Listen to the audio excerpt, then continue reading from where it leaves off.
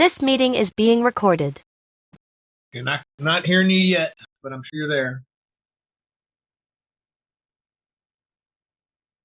Okay. Come on, little things. Not yet.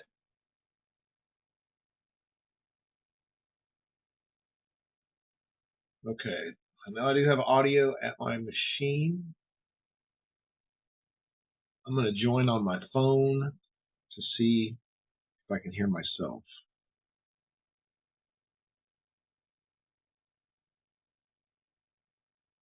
So, not yet. Yeah, I can hear you. Okay. How are you today? Uh-oh, lost you again. You were there for a second. Actually, hold on. It looks, yeah, your camera's off, but your audio is on. Not yet. Not yet.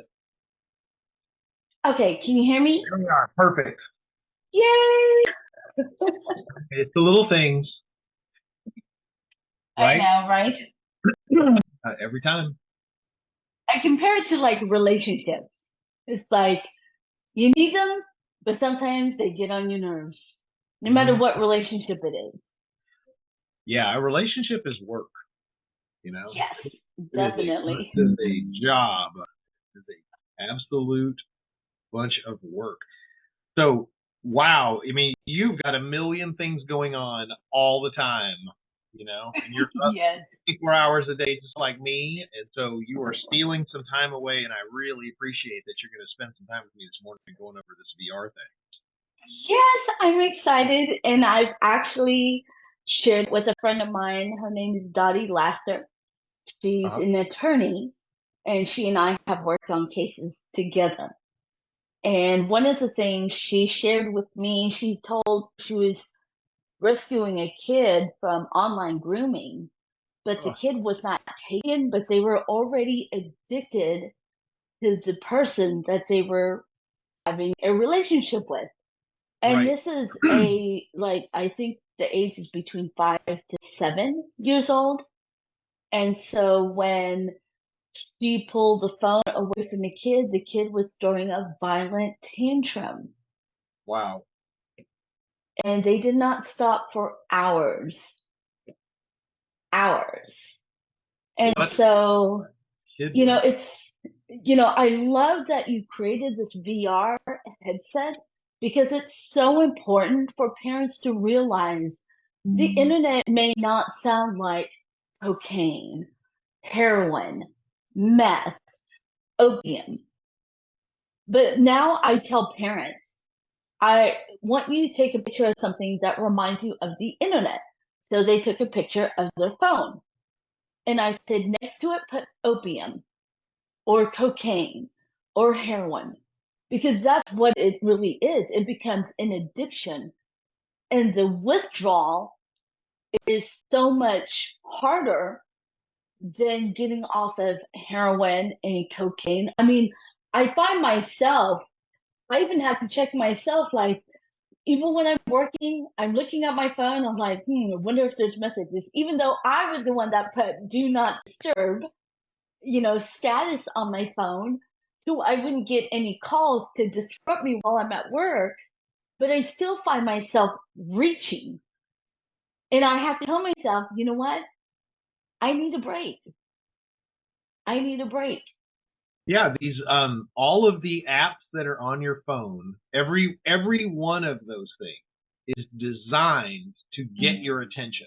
Like everything that they do is designed to get your attention. And the apps make money when they re-engage you. So their business model is addiction. You know, and so Absolutely. It's like, so every person that has an app on your device, on any device like this, they are basically trying to build an addiction or a habit or whatever you want to call it. But the thing is that it reminds you, it tries to re-engage you, etc. So, you know, to be able to throw your phone away, you know, is that it takes an effort.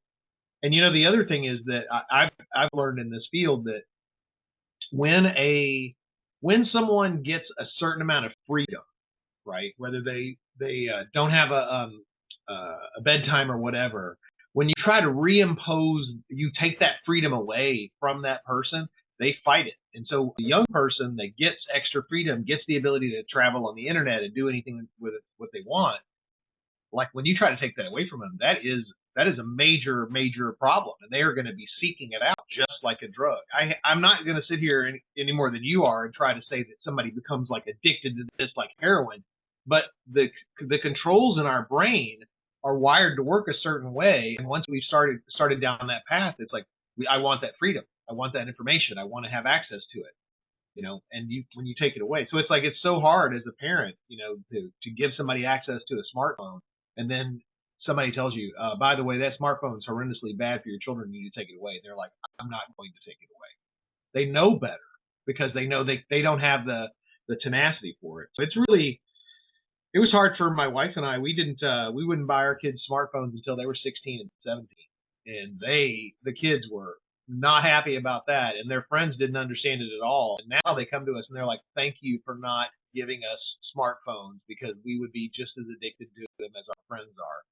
And I cannot imagine what is happening to the children that are under 10, that have access constantly to the internet, that are going to have, and they're going to have problems. I have friends that are addiction specialists, and they treat pornography addiction in children that are 10 and younger. Mm-hmm. Absolutely. Parents don't understand that this thing is going to bring pornography to your child's life within hours, Yep. whether you like it or not. Yep, because links like Pornhub and other places, they no longer ask if you're 18 anymore. They'll put that disclaimer, but they don't block it because they have no way of knowing. On my SMS messages, I get weird messages constantly, and if you click that message, it will start you down a path. My wife and I, we whenever Jackie and I get weird messages like that, we're like, well, do we want to click them and start taking some screenshots? And so sometimes we will. And we're like, look, this is the stuff that our kids are getting access to because the phone is doing it. Yep. The default settings on your phone. I didn't install anything on there. In fact, I was talking to Chris last night at Curious Realm, and he was saying that his son Dalbus had they installed an app on his phone, and so mom and dad are there, and they watch it, and they install it. They read the feature list and everything that's on it, and they're like, okay, this app looks good. So they install it, and they're sitting there with Dalbus, and he's like, yes, no, in Austin. And they're like, whoa, what are you doing? And it turns out that there was a verbal chat feature in the app that was not listed or announced even in anything. So he was busy. A child was busy telling the truth to people that were talking to him, and he was just answering questions. It's like, how is that even possible that it wasn't listed as a feature? And so, yeah, we're playing with fire. Absolutely. And parents are completely clueless. And my parent friends that are 100% paying attention were luckily still sitting with the kid right there as they had installed the thing.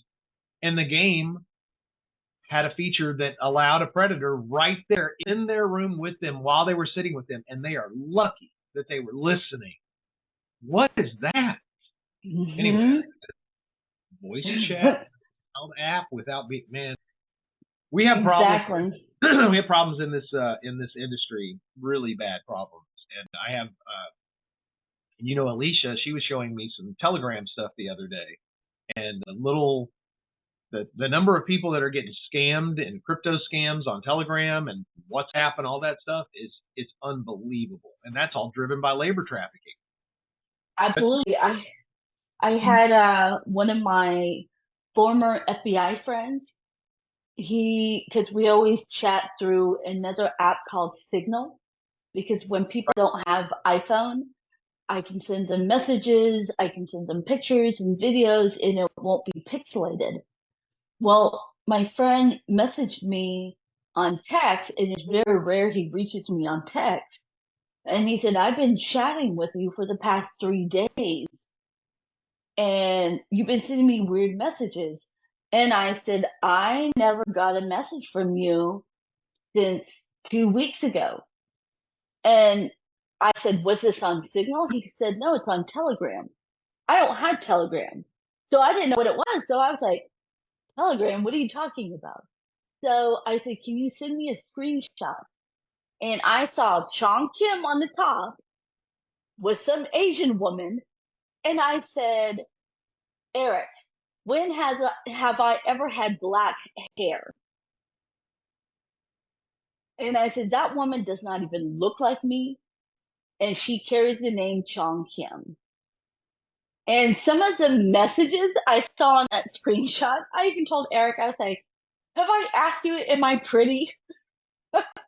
Right. And he was like, oh, I thought that was odd. And I was like, if this is not a conversation you're not used to, it isn't me. And even if whatever crazy reason I ask you if I'm pretty, can you verify that on our text message?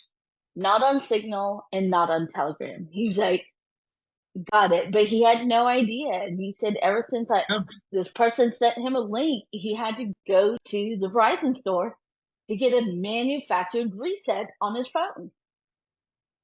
Just to take, because he said all of a sudden, ever since he clicked on that link, and I saw what this person said. It says, Eric, I need your help. Please click here. And so I decided to start posting on all my social media. Anytime you see any person post as a woman that says, I'm being abused, can you help me? Please click here. Do not. They are fake. If you are that concerned, do not click on the link. Just screenshot it and send it to cybercrimes and let them figure it out. Yeah, I mean, like, I know you know this stuff, but it's like there are rootkits that they can install on your phone. That if you click a link, that link will install it on your phone, and all of a sudden your phone is completely hacked. They know everything that you type into the phone. They can do key logging. They can get your bank account numbers, all that stuff. But all it takes is one creepy link, and they will hack your stuff. They'll hack your contact. I mean, like you said, this guy had your name happened to match this person's name. Well, they could have easily gone to his Facebook and found all of his friends' names and just started feeding one at a time. People don't understand the implications of these artificial intelligence, these programmed bots that do this stuff. This is not necessarily a person trying to take advantage of you. This is a machine, and it's a machine that's going after millions of people at one time.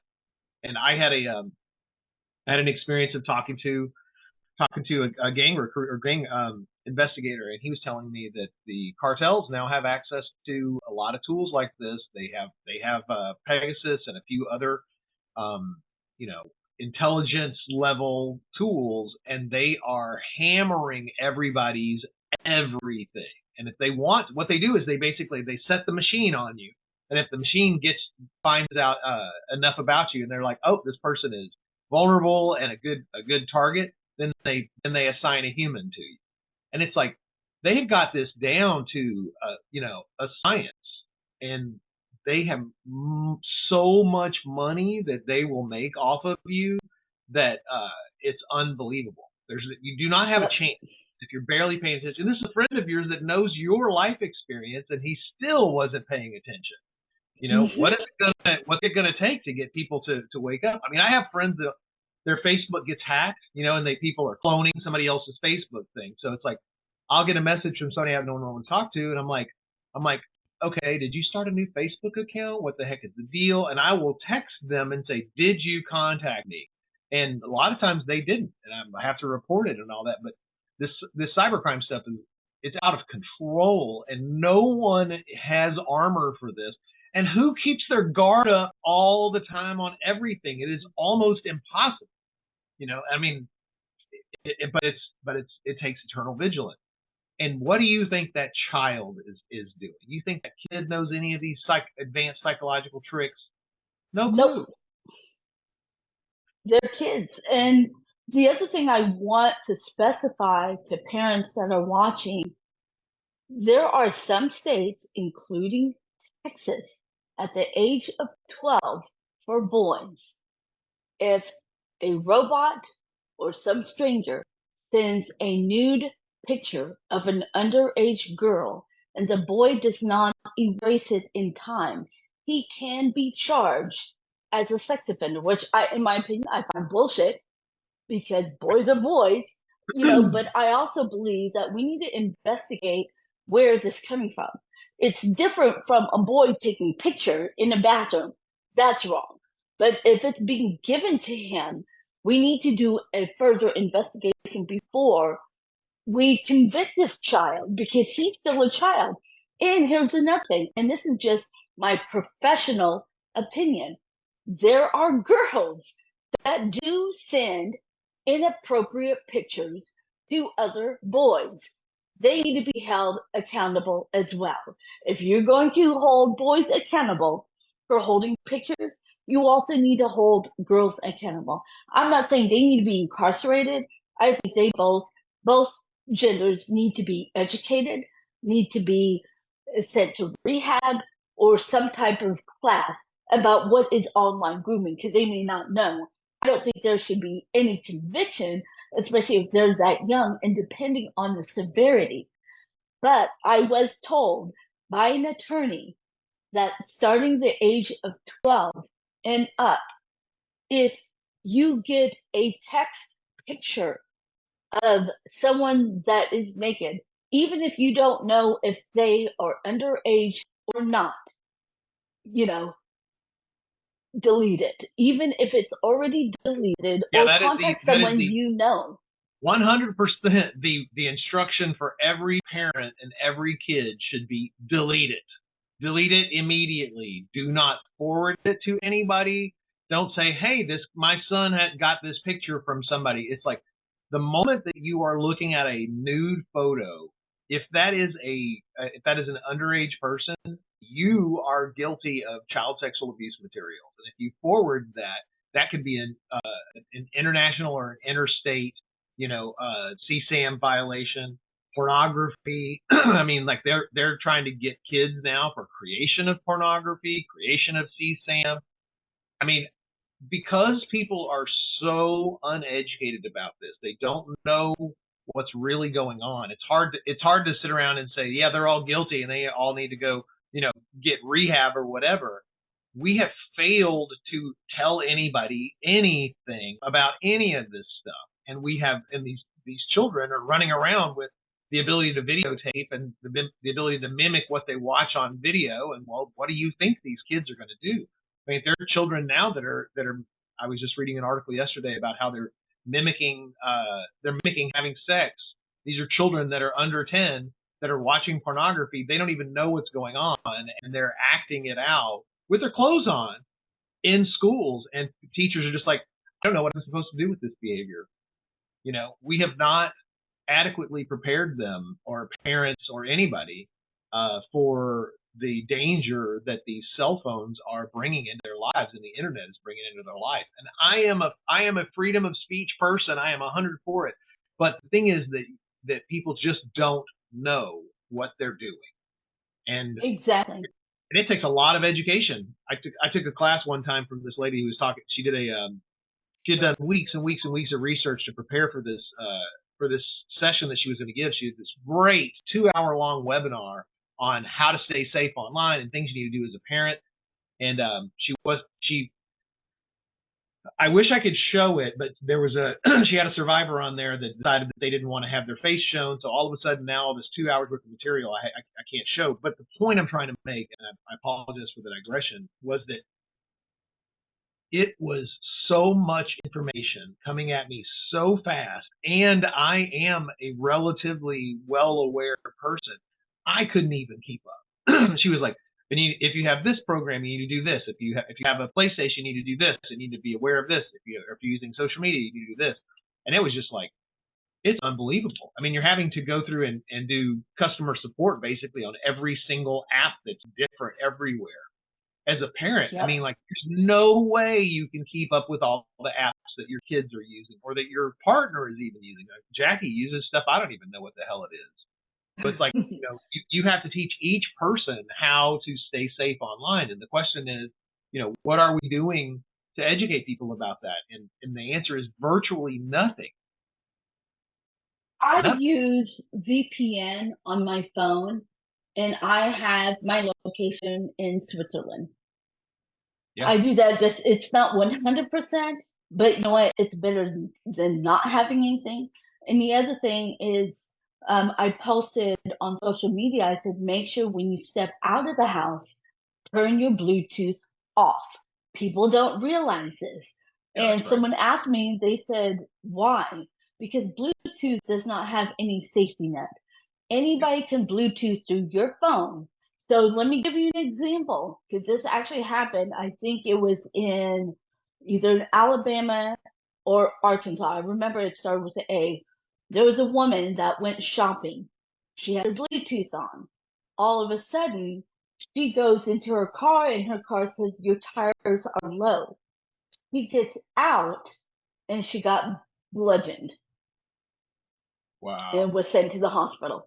Her tires weren't low. Someone hacked into her, because now, especially if you have newer cars, everyone wants the latest and greatest. Now, I believe it started in 2017, 2018. Don't quote me on that. But I do know it's sometime in 17, 18, majority of the cars went completely computerized. There are some cars that are still manual and others that were computerized. Once it's computerized, it is also hackable. They can turn off your car. They can turn on your car. They can, especially, I remember even later in the 2000s, remember OnStar? Now you can have Wi-Fi in your car. As long as you have Wi-Fi, it is hackable. Your cars, they can stop your car and you could be in the middle of the mountain, not being able to go anywhere. These are things that people need to take seriously. It's not just about online grooming. It's scams. It's hacking. These criminals are hijacking our lives. And if we don't do anything about it, if we don't stand up and say something needs to change. Do you guys remember Enemy of the State? This, it was with Will Smith and Gene Hackman. And even though it was a fictional film, but I believe that they gave us a glimpse of the future if we're not careful. Now that we got webcams, now that we got cameras on our laptops, on our phones, on our tablets, on our computer, that means they can access to where now I'm seeing it in shopping centers. They're now selling camera covers. If we didn't need camera covers, exactly. If we didn't need camera covers, it wouldn't be an issue. So apparently they're trying to tell us something, exactly. And so, my friend, blue tape is where I go everywhere with blue tape. It's crazy. And they also just passed the law recently, and I wish I knew if this was my main issue, I'd have it at the tip of my tongue, but they passed a law saying that all computers have to have kill switches in them now. All cars have to have kill switches in them so they can be activated by computers. So not only has it already been in there and hackable, and the government has the ability to do it, and so does anybody else. Now they're making it a requirement, so our vehicles will actually have kill switches in them. So it's like we're, even as a consumer, it's like we don't have any control over what the heck is going on with this stuff. And there's a guy that I follow. His name's Derek Bros, and he runs this thing called the Conscious Resistance Network. And his thing is, how do you keep all this surveillance out of your life? And so there's this concept of getting a phone, and to get a phone that is not connected to the surveillance network and not connected to everybody else's internet stuff. And they call it de-Googling. So they have to they go and they get a phone, and then they have to de-Google it, and they uninstall all of the stuff that's installed by default so that it's actually like not attached to it. And then you have to, every time you make a phone call, you have to like connect to the network, and you have to do all of this rigmarole because these systems are in place, and trying to avoid them is like a lot of work. It's a lot of work.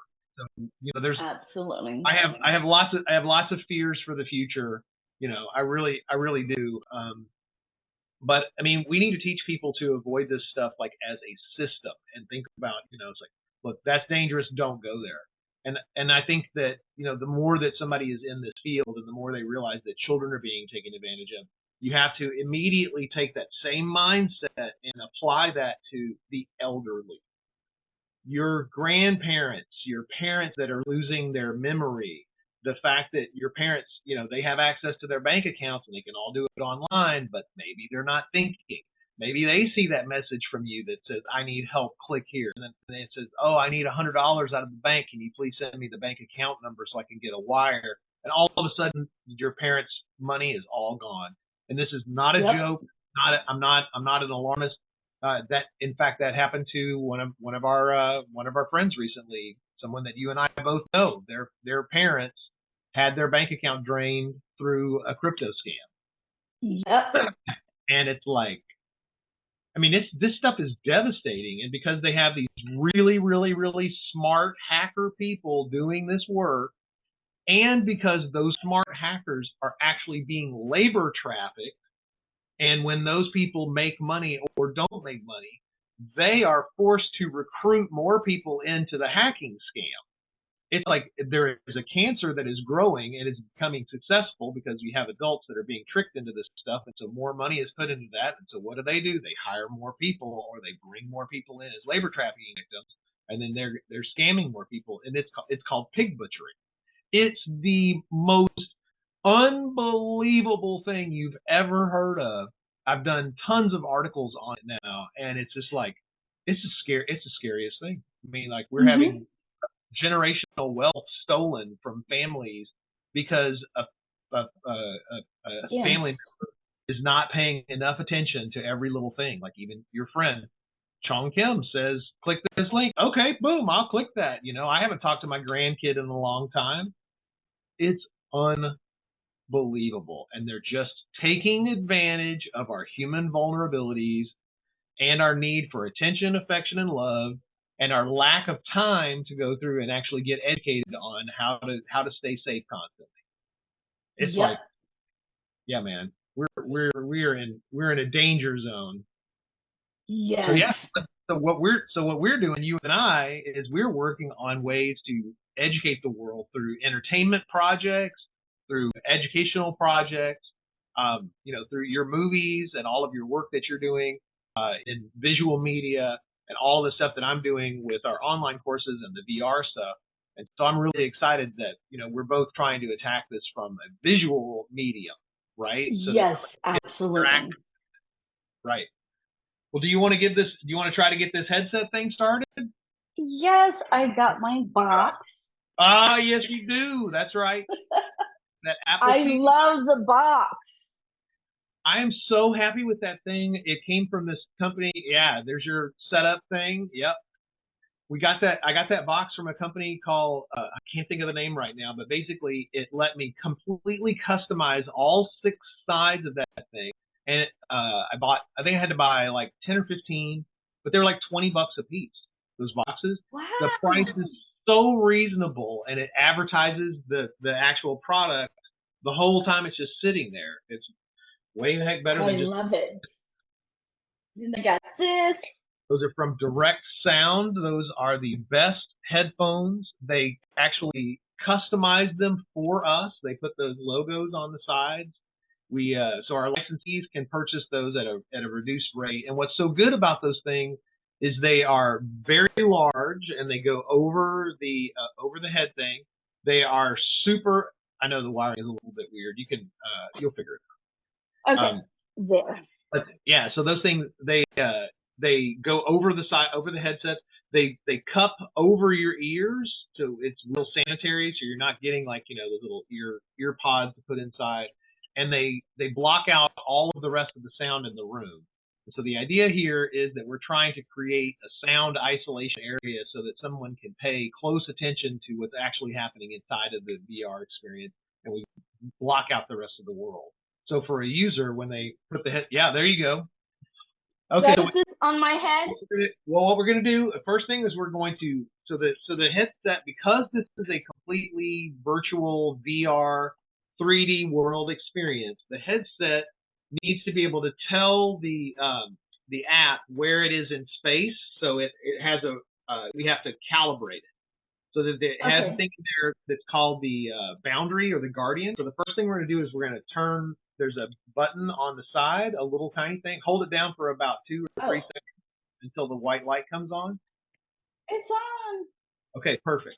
So what's going to do is it's going to boot up. So it's almost, think about it like there's a cell phone inside of yours, right? So there's basically a cell phone. And so it's going to take a little while to boot up.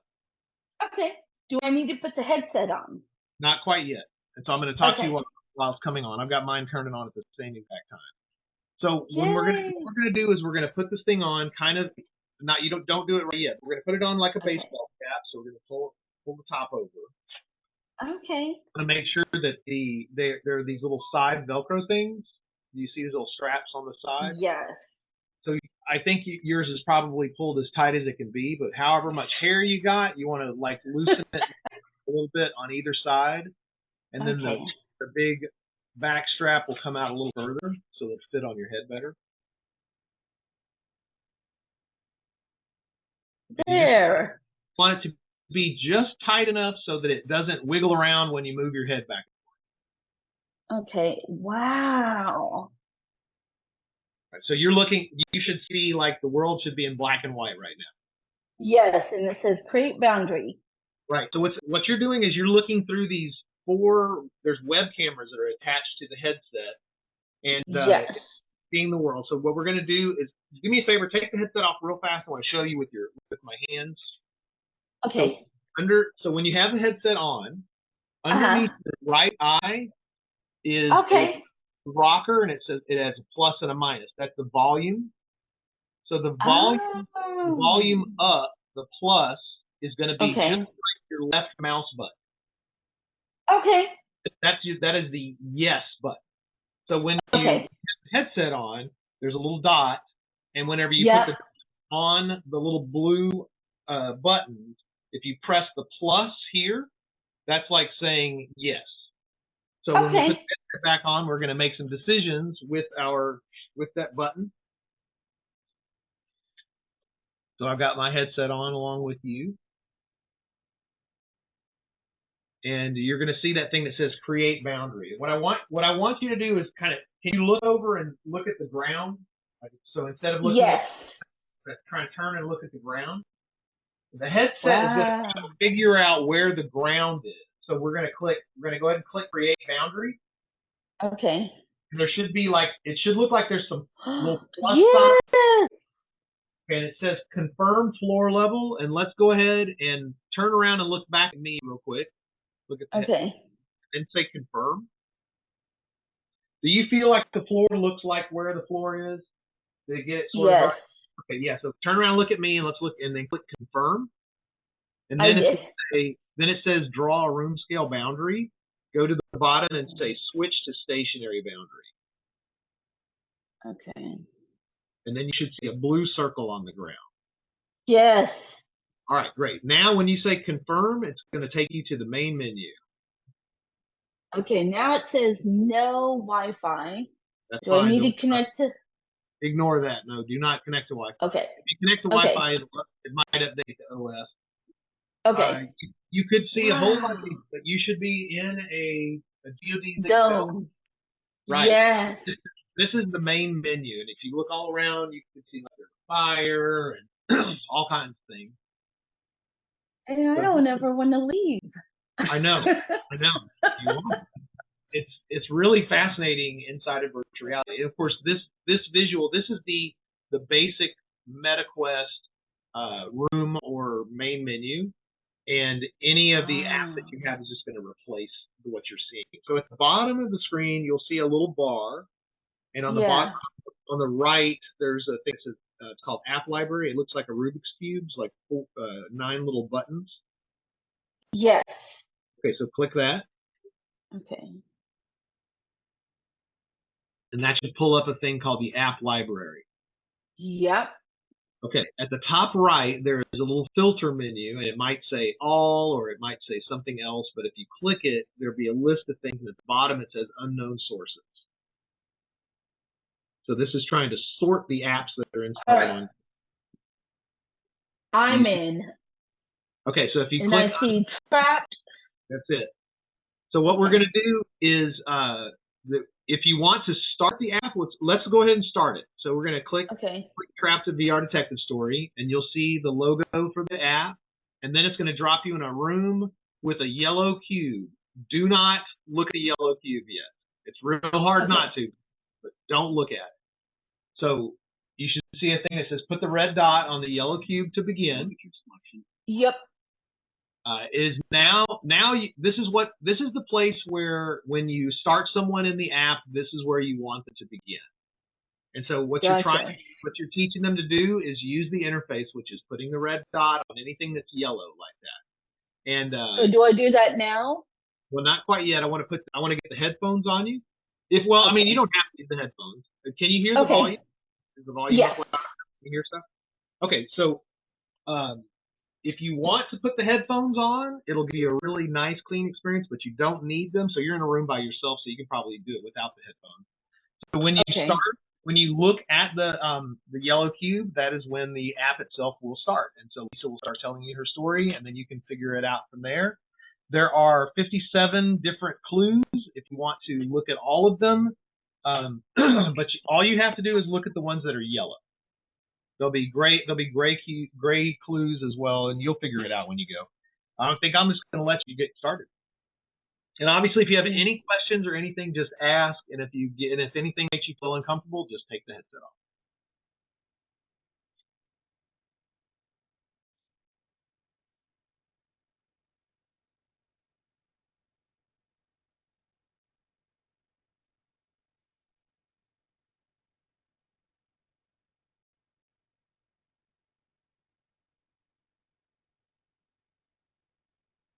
So tell me where you are. I'm still outside, and she's telling me about her neighborhood. Oh, okay, good. All right, I just couldn't hear her. Okay, cool. Oh. This is so cool. The question I ask people is, do you think this experience is better than a list of red flags? So I'm trying to prove that we can do a better job of explaining how trafficking works. So I'm gonna let you go through the whole thing, and I'll just be right here for you. Okay.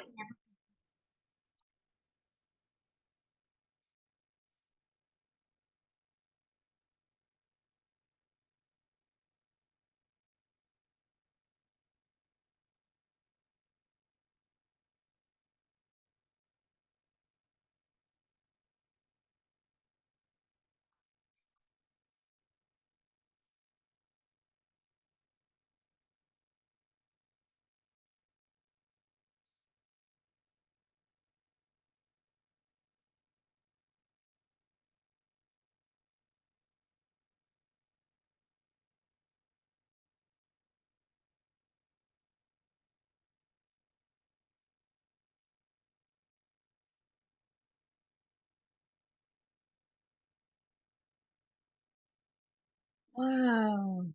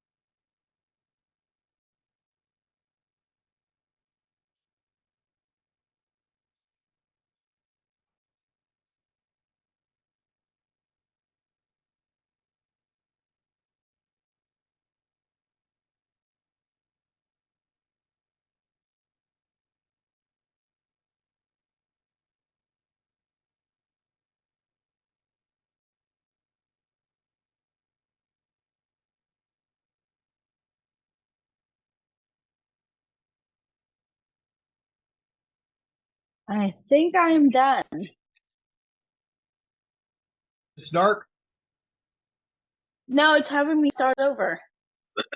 So did you get the teddy bear outside? Did you go back outside and got your score and saw the teddy bear? When you say it started over, what do you mean? It's telling me to put the red dot in the yellow cube. Okay, so you must have you went you exited the condo, right? The door opened. Yep. You went outside. Okay, yeah, you did finish that. Yes, absolutely. Yep. Yeah, so it allows you to start back over again, so that when other people finish it, they can just set it down on a table, and then somebody else can now pick it back up. So it's sort of a reset itself. So how do I turn this off? Do I push the side button? Yeah, you actually if you just barely touch it, it'll put it to sleep. But you hold it for about 7 seconds, you'll hear a little doo doo doo doo, and that sound means that it's turned on. So you want to hold it down until it goes doo doo doo doo.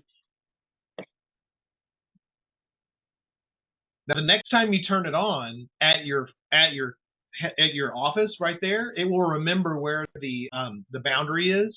So that's a safety feature, so that if you stood up, like, and you stood up with the headset on and you walk outside that blue circle, the camera will turn on so you don't run into the wall. So that's the big safety feature. But yeah. Wow. Okay. I got a little confused because I thought the little yellow box, when I saw the numbers that says 4, 3, right, I thought I was supposed to go in numeric order. Oh, I see. So I didn't realize that when it says 4-4, I was supposed to stay there until so I ended up having to go back to read. And that's totally fine. Yeah, and that's fine, because we there's no way to mess it up.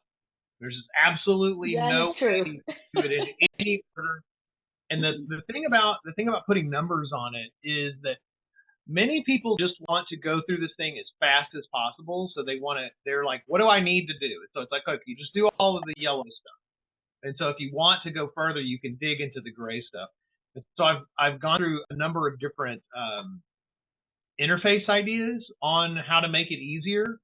And so I just figured that, since I know somebody's got to do all the yellow stuff, I'm not going to make a big deal out of it. It's so complicated to tell somebody all these instructions before they start.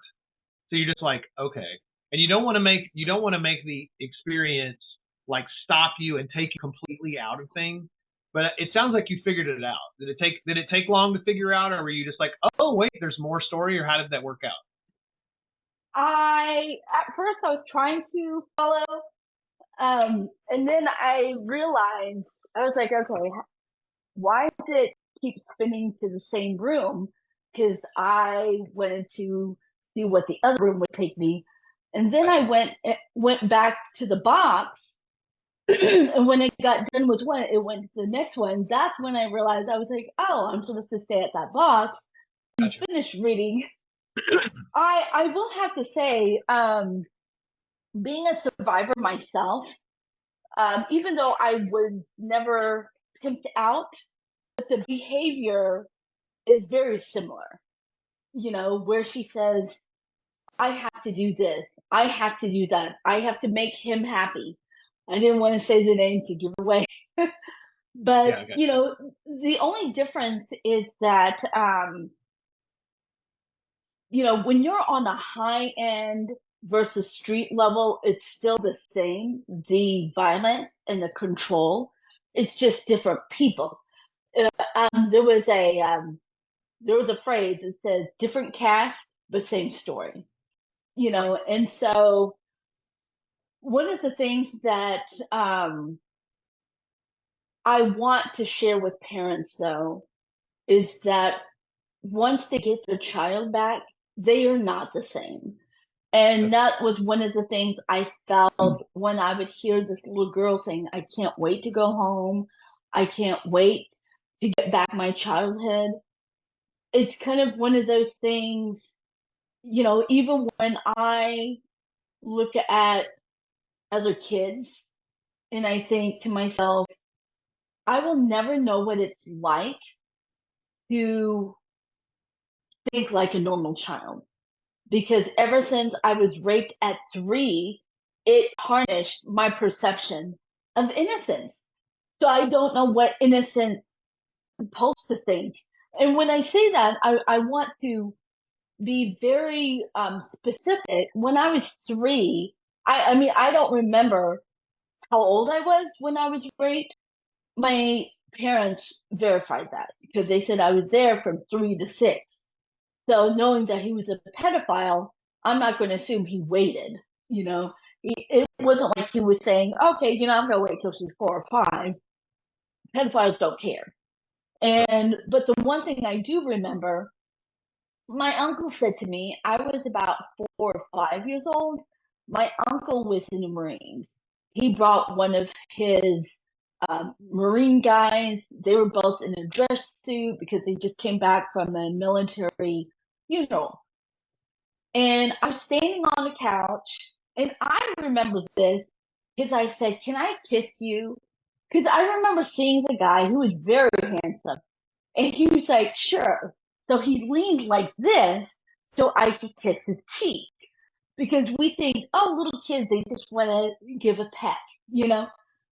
Right. I grabbed his face, and turned his head around, and stuck my tongue in his mouth because that's what I was taught. That's what you And were I taught. remember Kid. my uncle grabbed me and spanked me on my bottom. And the only thing that came into my mind is, what did I do wrong? Right. I didn't see that as being inappropriate because the babysitter did that to me.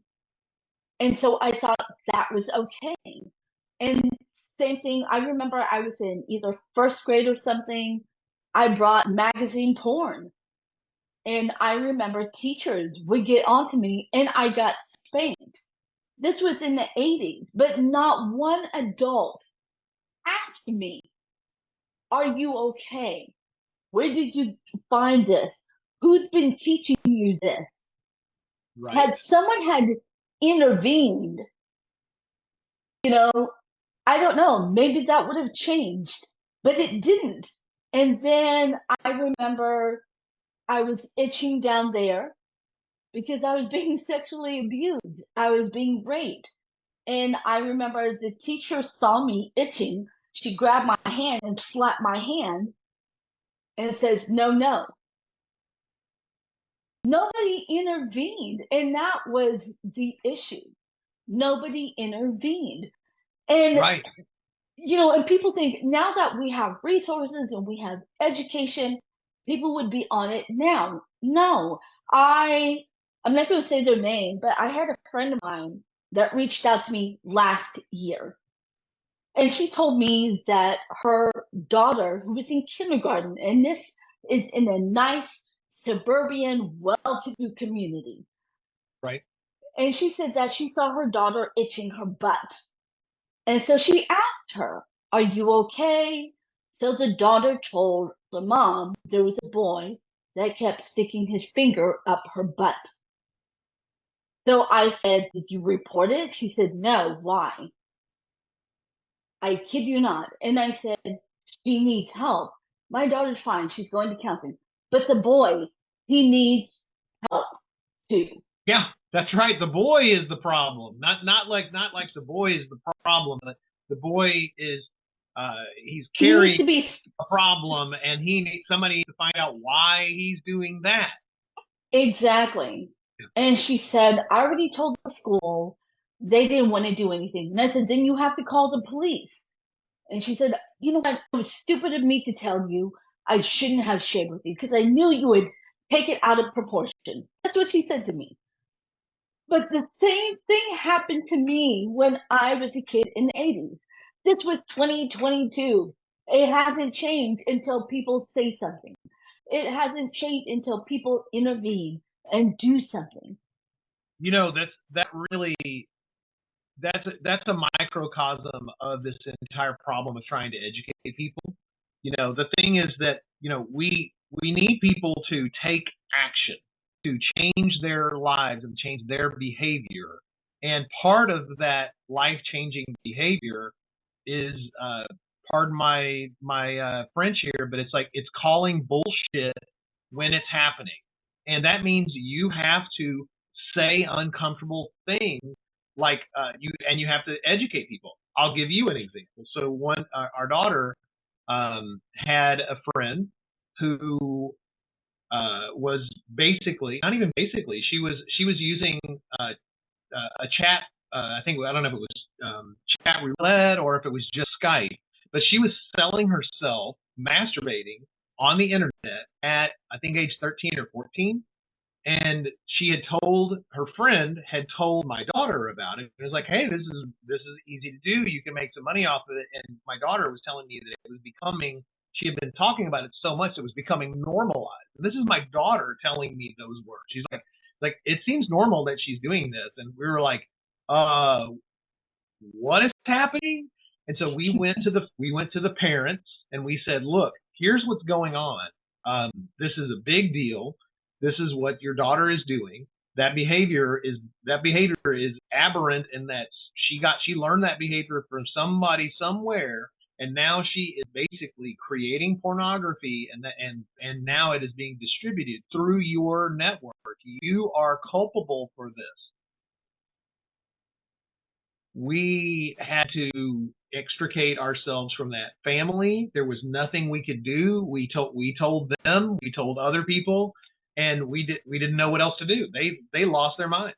They absolutely lost it. I mean, and now I look back on it and I'm like, what really was my duty at that time? What should I have actually done? Because we put our child's relationship with that other friend at risk, which meant that all of the other people in the friend network, they all were being talked to by that other person. So we went and talked to some of those other parents of the friend and said, look, we want you to know this was happening. We told the parents, you should know because this kid has been infected by this mind worm that makes them think that that is the good thing. And they were busy infecting everybody else. I mean, that child was performing sexual activities with other children at that age, and we were like, how are we going to deal with this? So we're completely clueless as to what to do. Now Absolutely. I know a lot better, and I would have treated that entire situation differently. But I also know that if I had been doing that and my daughter knew that, she would have never told me. So it's like, when you become a mandatory reporter, people that know you're a mandatory reporter are not going to tell you certain things. And so I have already been in the situation where I've been told that there's a situation happening with some other friends of friends, and they were just like, I know you're a mandatory reporter, so I can't tell you anything, but this is happening, and I don't know what to do about it. I'm like, well, I don't know what to do about it either. And they said that the problem was that if they told anybody about what's happening, someone would go to jail, which would devastate 3 different families because they would all be without money. So it was just like this problem is so complicated. The easiest thing to do is just sit there Ignore it. Mad at the people that tell you that you should do something about it. And that's what happens. Yep. I see it constantly. You see it constantly. It's unbelievable. And the only way we're going to solve this is with education. Education.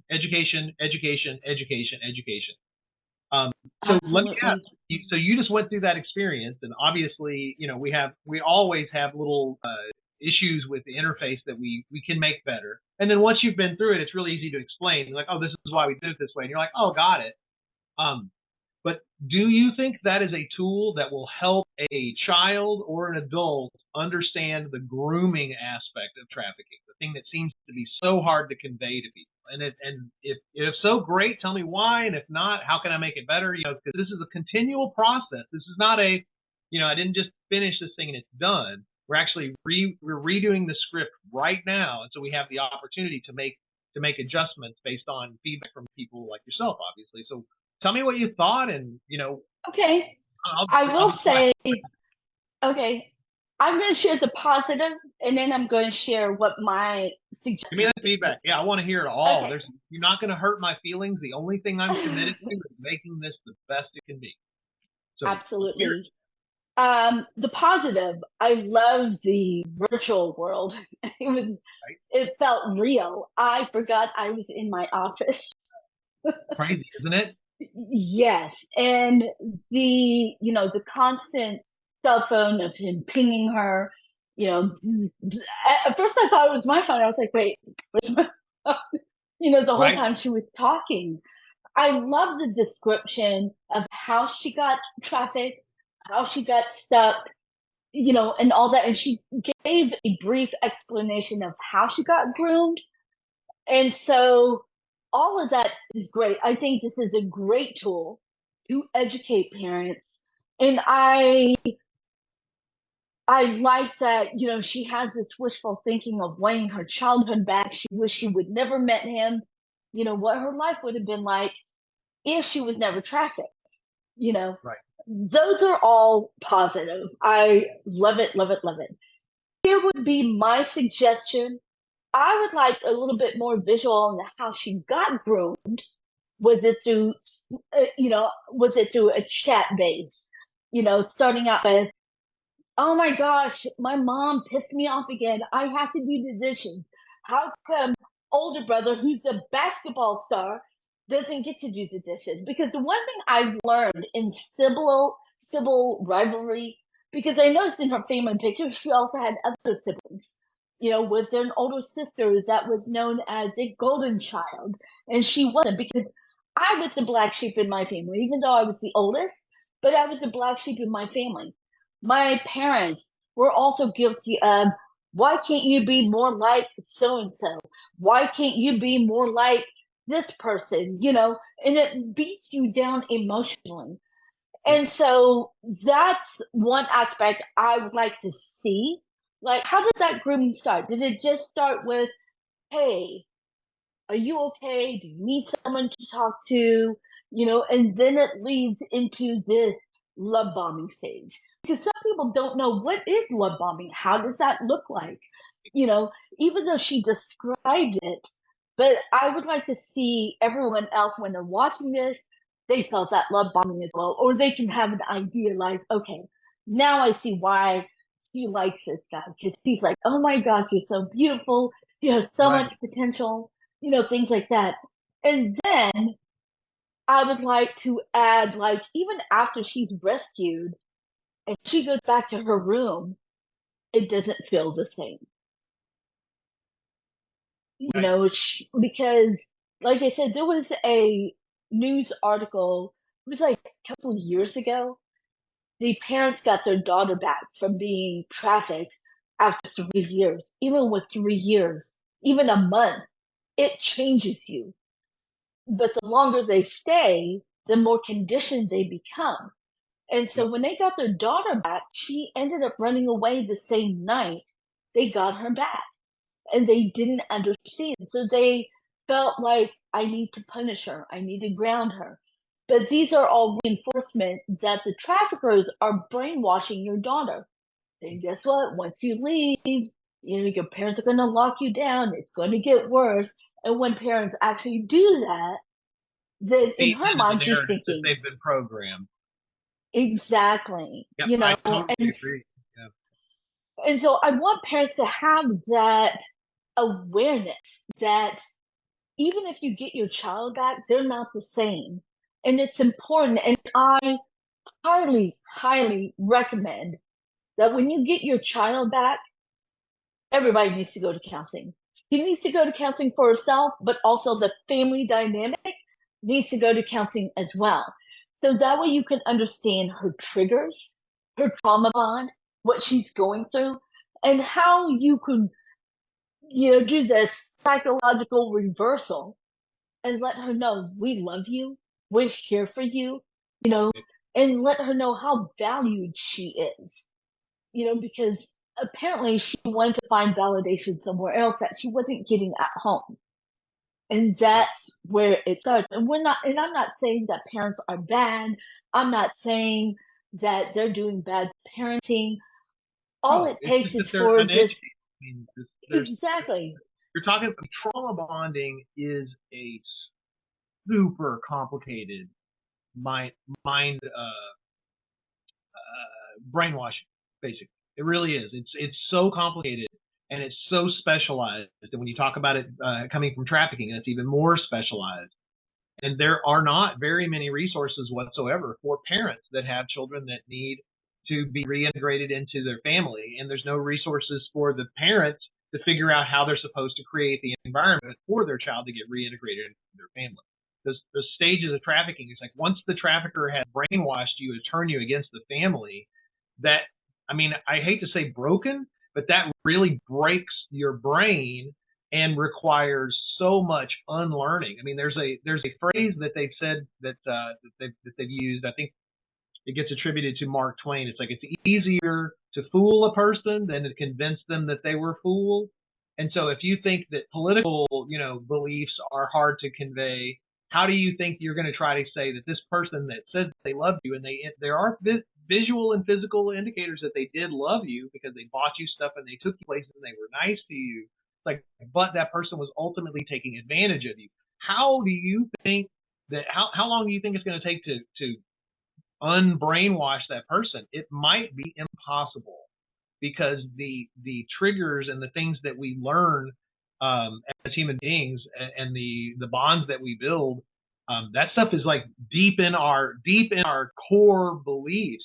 We're saying, yes, I'm going to be with this person. So it's very complicated, very complicated. I put in the chat. I put in a chat the link to the script, not the current script, but the script that's being rewritten right now. And so you'll see in that script, you'll see a lot of different things talking about the grooming that he did. It talks a lot about sending pictures and how he was cute online, and we talk a lot more about building up their relationship. But the part that you're really interested in, which is the let's dig into the nitty gritty of the grooming, is something that I want to build as a separate product. So somebody can go onto our website and basically scroll and look at those messages. So there's a product being developed right now that will let us do that. And I can't talk about it, but that is definitely on my product roadmap. I want to make that so badly because it is what people need. They need examples of how grooming happens, and they need to be able to read it. So I want to know. I want you to know that I left some of that stuff out on purpose because it's what happens is people start to identify that exact situation with grooming, and they're like, oh, well, my kid's not a 14-year-old girl who has an older brother who also has these problems, so my kid's safe. And so it's like I've got to pull out all of that stuff. Like you notice that there's no mention of drugs. Many traffickers get their victims addicted to drugs because that's part of the process.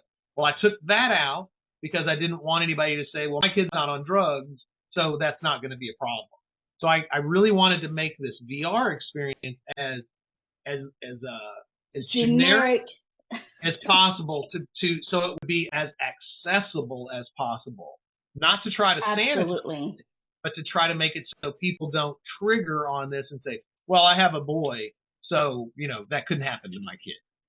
Oh, yes, it can. We talked yesterday about, like, I have a friend who says, my son is 6'6.5 feet tall. He'll never be trafficked. And you're like, that's not how it works. And that's what's happening is in our minds, we build a model of the world, and we just say, okay, well, my model is I have a 6-foot son. He's this and this.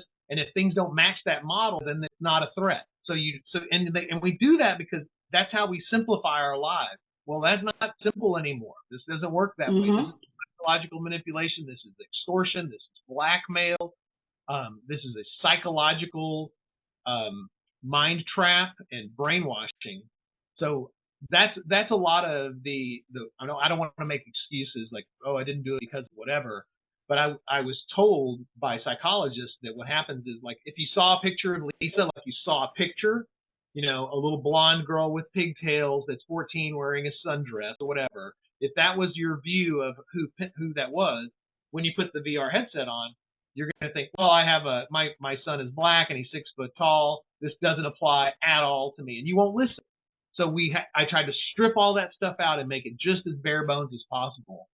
So anyway, I hope it doesn't sound like I'm trying to rationalize why it is the way it is, but that was designed that way purposefully based on the feedback that I've gotten. But I want to build all those other tools, and I want to make them available immediately. So absolutely. I love your feedback. Keep coming. What else do you got? Okay, keep going. Do a separate one. When people put on the VR headset, say, would you like to see the victim female or male?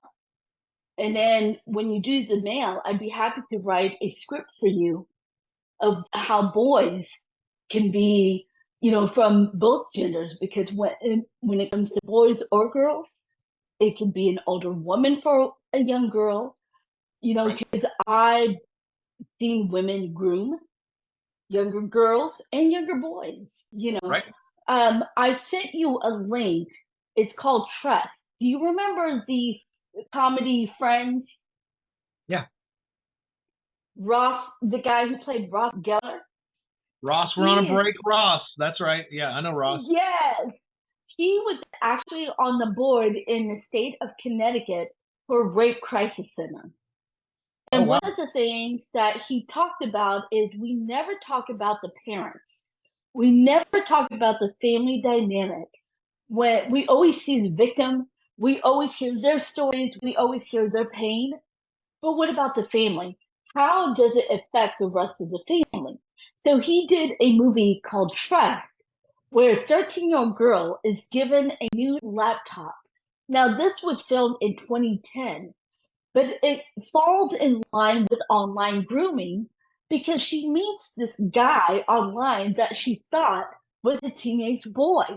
But because he's already groomed her, she's in love with him. She, after her parents say, okay, no cell phone, after, nighttime, she's like, all right, she acts like she's asleep. Then she waits until her parents are asleep. Then she pulls out her phone and she's chatting with this guy. The father is played by Clive Owens, and oh my gosh, from a father's perspective, he wonders, is it a coach? Is it this guy? Is it that guy? Who is grooming my daughter? And he's beating the F out of all these men at the school. And then he tries to talk to his daughter. He's like, this guy is a stranger. And his daughter actually kicks him. The girl who played the daughter, she did a phenomenal, realistic view of how a lot of victims feel about the perpetrator, because it's the love bombing. And she screamed and kicked her dad, saying, you don't even know him. She was defending for this guy. But it was her friend that called the police, and she hated her friend for a while. The girl, the actress, Liana Liberato, is an actress born in Galveston, Texas, of all things. Wow. Fellow Texan. Yeah. Absolutely. But yeah, watch that movie because I will watch this movie. It is on my list. I want to share with you. There's a short that was done by a group in Houston. It's called Groomed, and it's like 20 minutes, I think it is, and it is phenomenal. It is the best short piece I've ever seen on grooming, and I love this thing. I've talked to the lady that was behind it. I've been trying to get her and the cast to do an interview. I'm going to put it in the chat here. But I did a review of it and a playthrough, and I did a whole bunch of expanding upon it. But basically, this like the other one, Trust. I mean, parents need to watch this stuff, and it's really a massive thing. So anyway, yeah, we have to find ways to get this media in front of people. So I love that. I'm going to check out Schumer's work. This looks great. Yes, it was so phenomenal that he talked about the parents, what they go through, how they feel helpless, and, I mean, me having to go through this, when my son didn't come home when he said he would, that spiked my anxiety. And by the time he came home, I didn't know if I wanted to kill him or kiss him. Right. I was like, oh, but I love you. I'm glad you're out, you know. Right. I know. It's really scary. I mean, like, it doesn't take long before, if your kids are not around, it's like it freaks you out. And it's like, and then you run all the scenarios, and when they come in, you're like, okay, you're alive, that's what matters. Okay, you're alive, that's what matters. You're here, that's what matters. And it's like, okay, what happened to you? What occurred while you were not in my area? I mean, as a parent, I mean, that was one of the things, is like, you send your children out into the world and you're like, I hope I've prepared you the best that I can, and hope if you get in a bad situation, you refer to one of these little rule things that I've tried to put in your brain, and hopefully they listen, right? And it's scary. It is super scary. It is. All right, When what else you got? Oh, I'm sorry, go ahead. I just wanted to share because my son is now in his early 20s. So when he was a teenager, I had him go on the Net Smarts. And I also, one time he said to me, he said, boys don't get kidnapped, Mom. It's just girls. So we went online together and we saw tons of reports of missing boys. And it opened up his eyes. He actually, it went like that? That's great. Well, I had him also do a report about child abduction. Hell yeah, you did. Good job. And I had him write it down, and I asked him, after he wrote it down, I had him tell me what did he learn out of his own words. That way he's not doing plagiarism. Right, exactly. And he told me. And I said, that's why I got you a flip phone while everyone else has a smartphone. And I said, I know you need to reach me, because at that time my husband was deployed. I acted as a single parent. And so he needed to reach me. So I got him a phone where I had the ability to block picture and video message. The only capability he had was to call or text. That's it. I didn't want any girls giving him access to any nudity. Yep. I didn't want him to get in trouble. And I knew he wasn't going to listen to me, so I blocked it. Now we can't do that. And it's ridiculous because even parents don't have that control. No, I mean, you have to buy your kid a specific phone. And Dave always recommends the pinwheel. He's like, because that's the one that you type in exactly what numbers you want to be able to communicate with that phone. There is no internet access. I mean, there's no apps, etc. Because that's the only way that you can have that communication with your kid. And we had the same thing. Like, we didn't buy our kids smartphones. There were situations where we got them in where they needed a phone so that we could get a hold of them. They were going to travel, and so we were like, okay, what are we going to do? And we figured, let's buy them a flip phone that has purchasable minutes. And so, although they could still make outgoing calls and call other people, and people could technically call them, it limited the amount of exposure and the vectors. And so, and the kids, they originally told us, we need a phone because we got a blah, blah, blah. I was like, going, great, here's your phone. And they're like, wait a minute, this only calls you, and that's really about it. We're like, going, that's right, you said you needed a phone. That's a phone. It does exactly what you need. And they never even used it, ever.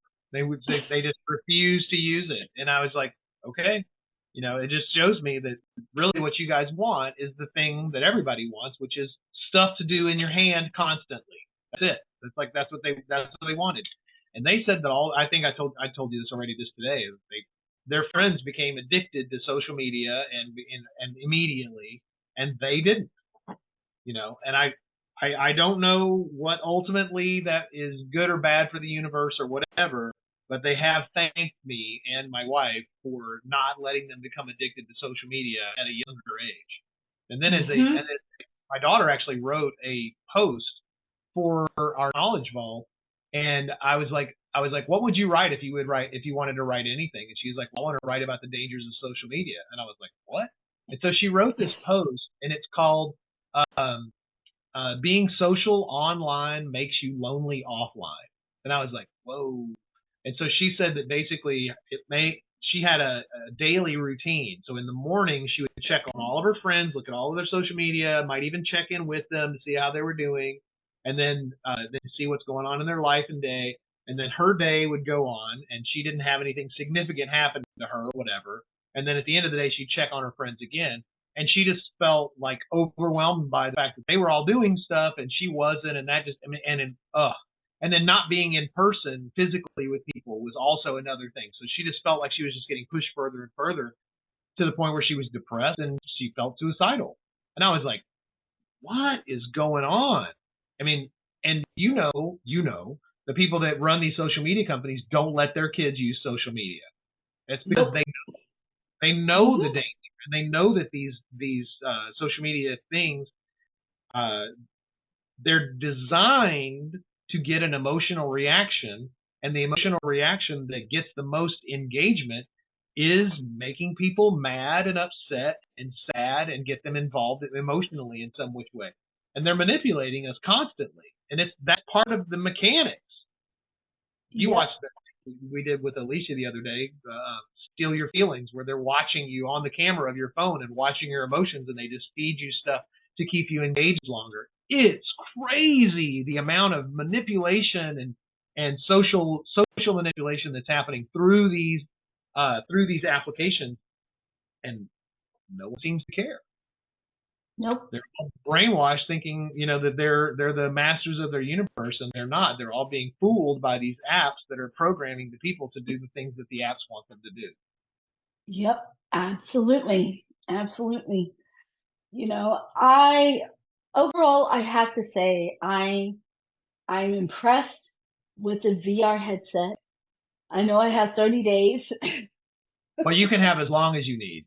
It's that. I put a boundary on this thing just so that there's a boundary, and many people keep these for far longer than 30 days. I have a lady she's actually had hers.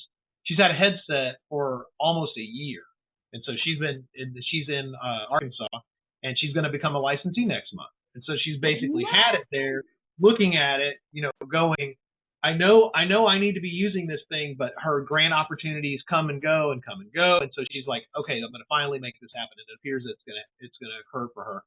But I have, it really helps for somebody to know that they have a tool like this that they can use. And so we license the software to any group that wants to do this. Sometimes it's a school, a university, a company, or an individual. So like we even have a licensee in California. She's an individual and she works with different groups. And so she has the license, and she takes the thing to do trainings at the police department and women's shelters and places like that. And so another thing that I don't promote necessarily, because there's a million ways to slice this, but if a person is interested in ending trafficking and they get a license to our software, they can take the software and go train people, and they can charge people for that training, and I don't care. I mean, you can keep that money. I mean, this can be a business for a survivor that wants to do something and get on their own feet. So you get the headset. You get the software for the headset. You can buy as many headsets as you want. You can invest in those things over time, and there are inexpensive ways to get these things used. And we provide an online course for free so that you can actually just become your own self-sufficient business, going and training people.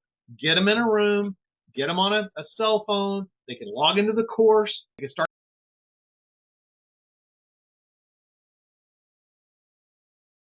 part of it, and they can finish the course. You can turn that into a business and sustain yourself, all for the price of just the software license. And you get updates and upgrades, and there's new modules that are coming out constantly. So I want this to not just be a tool that somebody can license, but this could be a business for someone. If you can get people to show up to a location and do training, you should be able to charge people $100 a piece to get a 2-hour course with an immersive training session easily. If and I don't care how much somebody charges, but I'm saying that for people that really need to learn this stuff, you should be able to charge that. And doing an in-person session with a person with lived experience and the tools that we've already created to provide to you, I mean, this could be an ongoing business so that someone absolutely do that. And you don't have to tell your own story. You can tell what of your own story that you want to tell. We have survivors that are that trained with a group called Uprising out of Wyoming. So they're one of our licensees that we started with last year. And the trainers, when they were doing training before, they would get up in front of a classroom full of people and they would pour their heart out and tell their story, trying to make that emotional connection with the trainees, the students in the room. And that is so psychologically potentially injurious, that it has got to take its toll. I don't think that's scalable. But now that they have introduced our VR training that they can use if they want in a school setting, they put the kids through the VR thing, and then when the kids take the headset off, that's when they can decide, the survivor, they can decide if they want to share their story. And they said that has given them back so much of their own power that it's going to help them last longer while they're doing this. And absolutely, I want to find a way to simply explain that, but I think the way that's going to really work out is once I have a good example of how somebody is doing that, then I basically expose how someone else is doing it. And so right now, my friend in California that's doing it that way, she does it underneath a rape crisis center. So her license that she's using through the rape crisis center, once she starts doing multiple things, then I'm going to do a piece on her to explain how that works, because I think that what I understand from speaking to survivors that I've become friends with is a lot of times they get invited to go to a conference and they don't get their flight comp, they don't get paid to do the conference. The thing is that the conference allows them the ability to find a way to monetize what they're doing. So they wind up having to write books or whatever. And so when they pay to fly themselves to the conference, then they go and they talk and they get all the trauma from that. And then they have to try to make money, selling a book at a conference. And I'm like, that is hard. That is hard stuff. And we can provide people the ability that they can, make some money on the side with their experience, So anyway, blah blah blah. I would love to take this to, because I just got done with my short, and I'm planning to do a fundraising either late October or early November, and I'm going to speak in Las Vegas, and I would love to tell people about this. Do you have any screenshots? Love this. Do I have any what? Do you have any screenshots of some of the rooms that we can share on our website, the E40S? That way they can learn more about this. And that way we can also advertise if anybody wants licensing, to be able to do training, if you're a nonprofit, or any perks, we can post that. And yes. I'd be happy to share, do a selfie video and let people know about the VR headset. Now that I got the experience, I can tell them it's phenomenal. If you don't want to rehash and tell your story, you can utilize this, especially for survivors, Right. And I'll show you the video before I post it. Yeah, then that's great. So yeah, I put in the chat. There's a digital media downloads page on reefcares.org that has high-res screenshots, pictures of people using the app, all kinds of things that you can use. You can use all of it. Right now, if someone is interested in this resource, they can. There's an online version of the script that people can use. They could print it out and they can share it with people. There's an online video that goes through the entire experience if someone wants to watch it. So that's all free. Nice. Anybody can use that. So there's no need for anybody to even have a VR headset except to get the full immersive experience. So the script is online, the video is online, pictures are online, logos are online, even the fonts for the logos are all online. So yeah, I've got all that stuff. And what we have found is that when it comes to people that are people that go to live human trafficking awareness events, even like their Christmas events or things like that here in town or here in Austin, we actually have performed at Operation Underground Railroad fundraisers for for a number of Central Texas groups. So we go to the event and we set up in a corner, and the donors are like, "What's this?" And we're like, "We're going to teach you how grooming happens, and anybody could get tricked into this." And they're like, "What are you talking about?"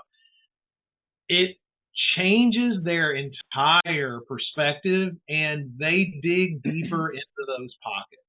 If they were going to make a donation, it just doubled or tripled their donation. So this is this tool for nonprofit groups that are trying to raise money. It is very successful. I can't give out any of the numbers of the people that have used it, but we have helped people raise a lot of money with this. In fact, we went to a group in Washington. They're called Prevent Human Trafficking, and they work with a group that tries to help in Thailand. So they send people over there to understand what's really going on with the boats and the seafood processing, everything else, the sex trafficking, etc. And so they had their I think it was their 19th anniversary, and so we actually went to Washington, and we put our headset or had our VR thing ready. And some of the donors walked over. It was an older guy, and to get to be in this place, they needed to be super into this nonprofit. They had to physically find this location that was in the middle of Washington D.C. They had to make time out of their lives. And so this guy is already there. He's already a donor. And he walks over and he looks at the screenshot, and he sees an American suburb. And he goes, "Huh, that looks like America." And I was like, "Yes, this is happening in America." He's like, "Human trafficking is happening in America?" And I'm like, "You are donating thousands of dollars to this nonprofit called Prevent Human Trafficking, and you only think this is happening other places? How have we failed to educate you?" And I was like, would you like to see what it's like, to try it?" And he's like, "No, I didn't even know this was happening in America." And I'm like, wow. So we got a lot of work to do. But the thing was that when we do these events and people understand, it's like you have to make that emotional connection with your audience and your donors. You just have to do that. And this allows you to do it for 20 minutes nonstop in a loud lobby where everybody's vying for your attention. You put that headset on, and just like you said, you forget you're in your office. Like, these people forget that they're standing in a very busy lobby. Like, I even have pictures of us doing this at Tony Robbins' birthday party that he did to raise money for Operation Underground Railroad. So there's like a ton of people standing around, and we've got these headsets on all these people, and it's pretty crazy. But they change the way they feel about this problem because they're having that emotional connection, and they develop a relationship with each other. We found that people need a connection emotionally to this topic, or they will never get it. And that's why you see a survivor comes up, person with experience comes up, you watch a video, whatever, because you want to have that empathetic connection. It doesn't mean anything until, like when you're playing poker, it doesn't mean anything until you've got money and you've bought the chips with cash. It's just fun and games until there's cash involved, and then all of a sudden you're serious. And that's pretty much what it takes to get somebody to care about trafficking. And this app gives you the ability to have a person you can care about and see it in that situation. Absolutely. I'm impressed. I will definitely say that I am very, very impressed. And like I said, the only suggestion I would have is the earlier signs of grooming. How does it take place? And then also the aftermath when she goes home, it doesn't look the same. Because I know I even have other girls that I rescued, and they will call me not even a week after they're home. And they'll say, "I want to call him. I miss him." Even though I was the one that put him behind bars, there were good moments we had. And I would tell them it's trauma bond. Yeah, it is. And it's so funny that you say that, because it's almost like an addiction to alcohol. You need to have somebody to call and go, I'm thinking about drinking, or I'm thinking about using, I'm thinking about this, I'm thinking about calling the guy, because it's like, no, dude, you're addicted to the fantasy of that person that they have created for you.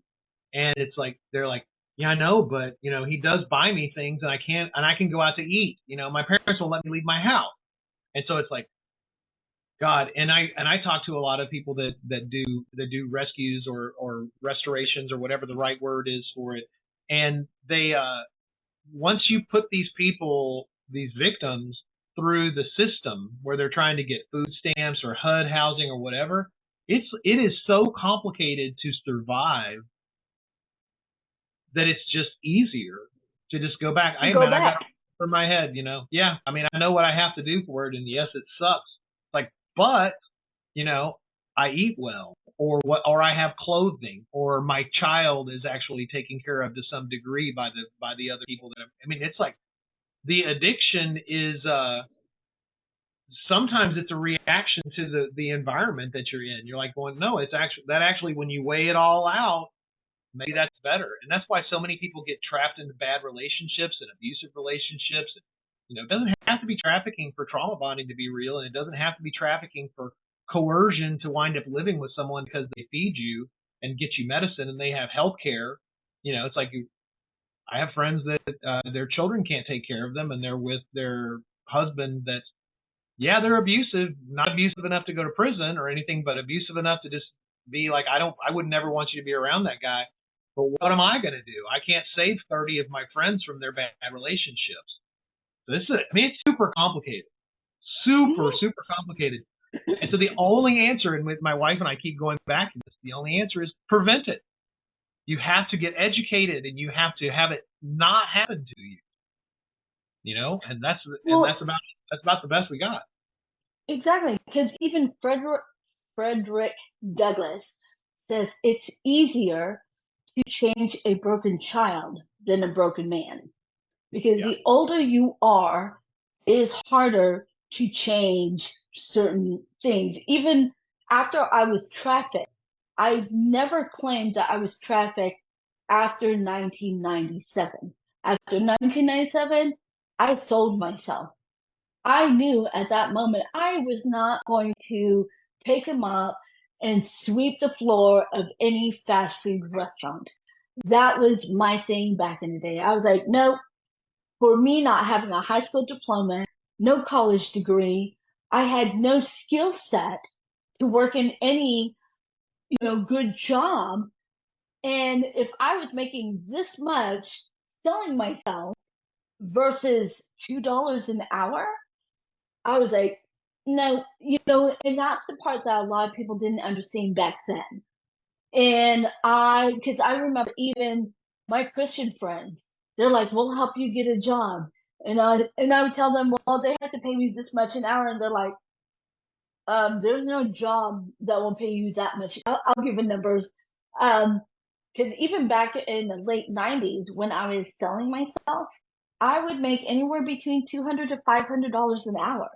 Now, that did not mean it was a 40-hour work. I get it. And so, but still, it was a lot of money. But I also had to buy cocaine. I had to buy alcohol. I had to buy expensive clothes in order to get that type of value. That's what I felt. But inside, I was constantly suicidal. I was constantly dating guys that I knew were toxic for me, but it was familiar to me. All the guys that were good to me, I thought they were boring because they were healthy. They were safe. I didn't want safe. And when I look back on it, I'm like, what the heck was I thinking? And that's because I've healed from that. But back then, that was, having, and I remember a therapist said to me, even in my late 20s, she said, Chong, you need to find a healthy man. I took that literally. I started going to the gym because I thought she wanted me to find a man that was built. I didn't know what healthy meant until I got older, until I started going through therapy and everything. That's when I started learning the word healthy. Because when I thought healthy, I thought, oh, they eat right, they're physically fit. That's what I thought. So these are things that even the survivor is having a hard time grasping. And even though I had quit my narcotics in 2001, but guess what? The ongoing, even though I didn't per se sell myself, but I had lines of sugar daddies all the way up to my early 30s. I watched a piece the other day about this guy that he met a survivor out of Las Vegas, and she basically walked him through. This is what happens in Vegas. So there's just an entire day of them walking around, and she is telling him, I mean, like just unbelievable, like fact after fact after fact after fact, and what it was like for her and what it was like for the other people that she worked with, and it's it is making money like that is so lucrative, and your perspective of what money means is totally different. And when you're that young and you're like, but if I work over here for 2 hours, I can make all the money that you made in an entire week working at an oil factory. So it's like, it's yeah. How do you square that? You're like, I don't know. I mean, I come from a chemical plant basically, and I watched a lot of people go into that chemical plant and not come back out. And it's like they gave their lives for for a check, and they work their asses off. And it's like, when you live in an environment like that, you're almost forced to take crappy jobs. And if you have the ability to sell yourself, and you can make a whole lot of money for a little bit of time, that exchange can be very difficult to say no to. And absolutely, people, if they don't know how this is going to injure them psychologically, they don't realize what it is they're getting into. Like, you go work at a plant, well, I'm probably going to catch cancer and I might die in this thing, and this machine is dangerous. It's like people, when you're at the job, they tell you those kind of things. But, when somebody is out being manipulated psychologically, and they're being used physically, like, somebody that's a victim of trafficking, that has just got to, and there's nobody warning you that this is going to last the rest of your life and you're going to be screwed up. It's tough. God. And not a lot of survivors end up becoming overcomers. Some of them, end up being killed. That's why we always say our lifespan is actually 7 years if we don't get the adequate healing, the rescue, the proper care. And that's why I think when we find survivors that are being charged for murder, for killing their trafficker, where is their defense? When the prosecutor says, well, we have to charge her for murder because he was asleep. Well, that's the only time she can get out, because he's been beating on her. Where was her defense when he? Hey, I got to tell you, I really, yeah, I hear you. And part of the thing is that the people that are making those laws, and the people that are in the jury selection box, the people that are in the process of trying to figure out, what does all that mean? It's like, they don't understand the grooming aspect. They don't understand the psychological stuff. And that's why I feel so strongly that creation of this VR thing gives you a completely, a way to teach. You just go, put this on. Okay, 20 minutes later. Okay, now let's talk about trauma bonding. It's like there are no decent courses on trauma bonding. Nothing. And it's like, we need to find ways that we can educate these people so they can get the right perspective. And I don't know who it is. Anyway, I feel like there are tools that are missing in our general overall toolbox in this field, and I'm hoping that VR experience is something that people can see benefit for. And like you're saying, dude, it'd be really great if we had one for boys, or if we had one for gay, or had one for transsexual, or trans whatever, or anything. We have Native American groups that really want customized ones that are custom to their culture, their background, their religion, their location, their history, their heroes, their everything. And we need that stuff. We need representation for all of these vulnerable groups. And you went through the experience. You know that I could change the script, I could change the dialogue, I could change the location. So the only thing stopping us now is money and time. I proved that I can make somebody understand this, and that I can tell a story in this way. And I'm proving that we can make adjustments and change it over time. I just need people with the vision to see where this could go, and somebody that wants to write a check. I can put the experts together. We can do this. It's an entertainment product. It just, now that somebody can see the pieces are all there. I've shared with you that not only are we just updating the script to include some more stuff about social media and sharing photos and how that draws people in. And of course, I want your feedback on the whole thing that we're working on. But we're also doing a version on labor trafficking. So we're going to put in the same environment, in the same house, and the same thing. We're going to tell the story about a young girl who's brought over from another country on a work visa, who becomes a domestic.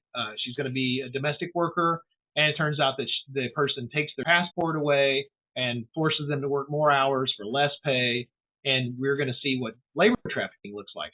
And so once I have a sex trafficking and labor trafficking thing, even using the same environment, the same virtual environment, I think people are going to start seeing, oh, but we could write this about a blank or this in this situation. And eventually what they're going to see is this. What I want to do is I want to make a set of tools that make it easy for high schools and universities to build their own stories, submit those stories to approval people so that those can be shared on a network of people that want to use this program. So it's like, oh, do you have one for the Chippewa Cree? Yes, you do. Do you have one for a Two-Spirit? Yes, we do. It's like all of these things can be built. It just requires experts to make sure that the script connects with the right things, and that we basically we keep reviewing them. So exactly. I want to create an entire distribution network. I want to create very specific scenarios that are very specific to specific needs and specific cultures. All of this is accomplishable with time and money. If I had the right person, I could show them exactly how I want to do it. I've done this stuff before. I've created tools where people can build their own things and play along with them and submit them. I mean, this is not rocket science. It just requires money. And there are no big grants that are out there that says, hey, can you make this one thing? Because nobody has ever mentioned. They're busy saying, I'm going to give you $500,000 to figure out how to teach people about human trafficking in our state. And I'm like, they want to start like working groups to come up with plans. And I'm like going, dude, I have an implementable thing right now, but I don't meet any grant requirements. So, I mean, I need somebody that's got some vision that can see where this can go. I mean, and one of the things that I think are collaboration, especially with E40S, yep. Because in the indie film that we're trying to fundraise, we have Indigenous, we have a person of color, we have different people of all different backgrounds and cultures. And with this VR, we can collaborate the two, show the film, and then say, okay, who wants to learn how to stop this? Here's a VR. We can put this on. We can teach you, things like that. We can do tons of conferences on our own. We just need someone to host us. So that way we can make it phenomenal. Right now you are more than welcome to use the short film to do the fundraising and to also let them know about the VR. And feel free to share this podcast and say, hey, I got 2 thumbs up from a survivor. I've got other survivors that love this. This is great. I think one of the best things about our partnership and our collaboration is that people should know that we have the ability to change and adapt this stuff based on feedback from people with experience. And that's so critical, because I see things where something comes out and you're like, well, that's got a flaw in it and therefore it's useless. And I'm like, what, is there a spelling error? What is it? I will fix those things and we will get it in there. I plan on not just having everything reviewed by people before it gets finished, but having it reviewed by people while it's out there. And if they have issues, we will make adjustments and we will ship out a new version to people. There's this the concept of well, it's not what I want it to be, therefore it's not. It's like, okay, well, tell me what I need to put in it, and we will add some more stuff. I really want to include the things that you're talking about, which is more about the grooming. How does that happen? Show different perspectives of that. I want to be able to look at Lisa's, social media scroll, like what's on her Instagram, what's on her Facebook, what's on this. I want to look at it. I've got, you're familiar with Chat GPT. So you've got these large language learning models, and you can literally type in and have it talk to you.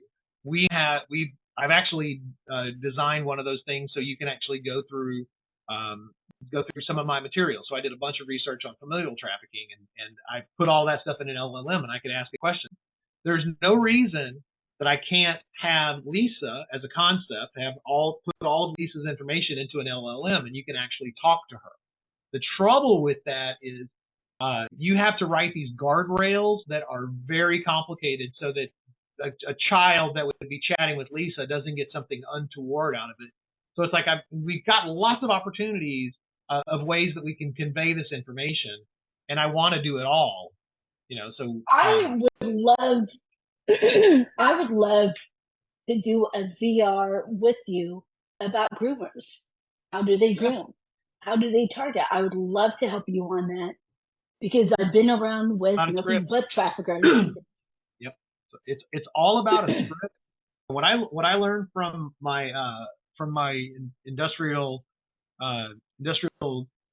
training design group is the first thing you start off with is a set of learning objectives. You're like, what do I want somebody to be able to answer a question they can answer in a test?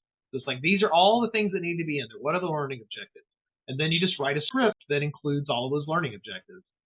And so, absolutely, that's what I started with. Was I looked at the top 10 nonprofits and groups that were fighting trafficking, and I took all of their lists of red flags and risk factors, and I force ranked them, and I was like, okay, which ones are in all of them, which ones are in some of them, and which ones are barely covered.